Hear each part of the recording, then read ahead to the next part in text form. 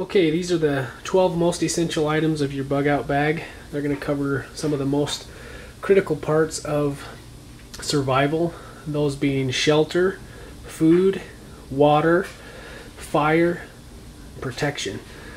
So first, let's start off with the most critical, shelter, which, you know, if your body temperature is dropping quickly, if it's very cold, if it's raining, or anything that you need to protect yourself. So first, I've got a poncho here. This is just a rip stop nylon poncho. Ponchos are good because they keep you dry while you're walking, keep you dry, and can be used as a shelter as well. Secondly is my sleeping bag. It's a 20 degree down 3-season bag. If I wanted to go 4-season, I did some research, and I think probably the best thing to do is buy 2 of these 20 degree down bags, put one inside the other. So I'm going to buy a second bag. It's going to be a long Kelty, and they're like $89. So put one inside the other, and by doing that and wrapping up in the poncho at night, yeah, I'm going to get down to probably -30, maybe -40, possibly even up to -50 if I do it right. I've got a poncho liner here. It's actually a wool blanket, but it can be sewn into a poncho liner, but that's going to act as my ground mat and keep me warm off the ground. Next is the bag. This is going to act as a ground mat for me. This is an Eberla stock.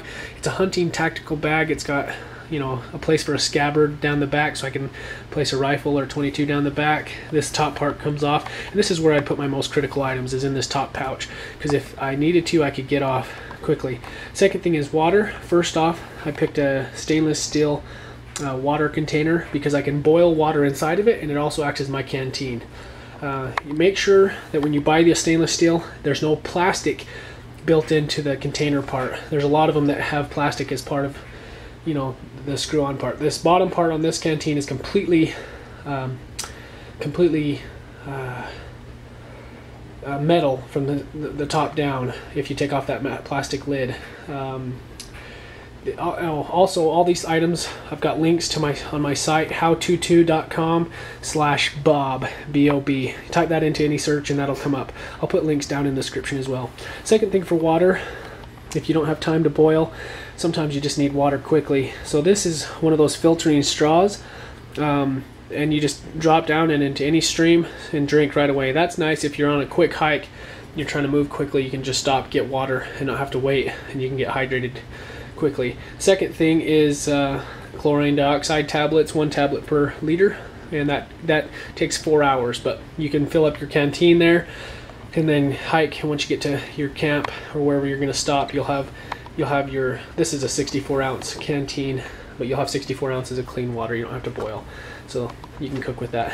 So the next thing on the list is food, and these are 3,600 calorie emergency rations. They're good for 5 years. They taste like a lemon sugar cookie. Pretty good.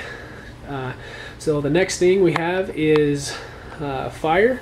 For that, I've got a fire striker.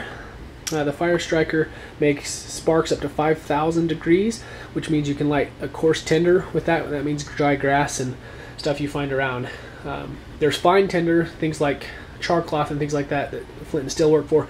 But because this is such a high temperature striker, it can light just about anything. Bic lighters are also very, very good. I would say get both, have one. Bic lighters are hard to beat. I mean, for $1, how can you beat it? Okay, the next thing is protection. I've got a Gerber knife. This is really more of a tool, but if you needed to, you could. This is a straight blade Gerber knife. It was about $20, but out camping, these things are really, really valuable. I spent 2 years as a survival counselor, I guess, in a survival camp, but those straight edge blades get used a ton, and they're hard to beat. They can be abused, and hardly anything will happen to it. The next thing I forgot to talk about is this is 550 paracord. It has 7 strands in the middle, so you can pull it out and use it as threads to sew things up. Right behind that is the Petzl headlamp. This is the Tiki. Anyway, you hear my kids screaming out there, but anyway, that thing's really nice. Keep it on your head, and that red filter you see on there, that flips up and down. Red is nice because you can see things at night, and it maintains your night vision. If you just use the cheap kind, you know, the ones that are about $20, They have one less bulb, but they also don't have that red filter. Just get the red filter, that way you can look at star charts, or you can look at things in the night and then turn it off, and you maintain your night vision. Last is the Glock 19. This is a 9mm Glock with 2 magazines. Notice I've only got 2 magazines. My opinion on bugging out is you're going to try to evade as much as possible. Any encounter, you're likely going to get shot or killed or wounded. If you get wounded in a situation like this, you're basically dead. So just try to avoid people at all costs. But if you get cornered, or if you absolutely have to, you've got some way to deter them and teach them, you know, to leave you alone a little bit. But if at all possible, try to avoid any altercations with anybody.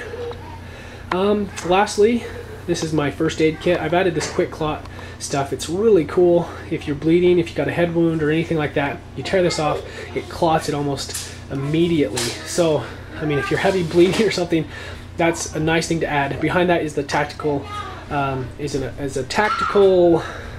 first aid kit. Like I said, it's on the list there at howto2.com/Bob. Go there and everything's listed there. But essentially, if you're starting a bug out bag, these are the must-have items. Oh, and like I said, with the bag, you don't need to buy a really nice bag. I bought one because these hunting backpacks I've found are the very best, because they really care about weight distribution, and how they carry when you're hiking. But anyway, that's my setup, and that's just my essential. I've gone from this, and then I go into more modules, I guess. So you can go and add the extended stay module. So if you're going to be going beyond 72 hours, you're going to have a lot more camp items, and that's where you're going to have stoves and hatchets and things like that. And then you're also going to have your evasive tactical module, where you're going to have night vision and cool stuff like that. But for the basics, the basic essentials, this will get you by for 72 hours guaranteed, and it'll probably go much longer. Well, the food won't. That's a 3-day supply. I got 3,600 calories each day. You're going to need that, because you're going to be burning just about that many calories each day.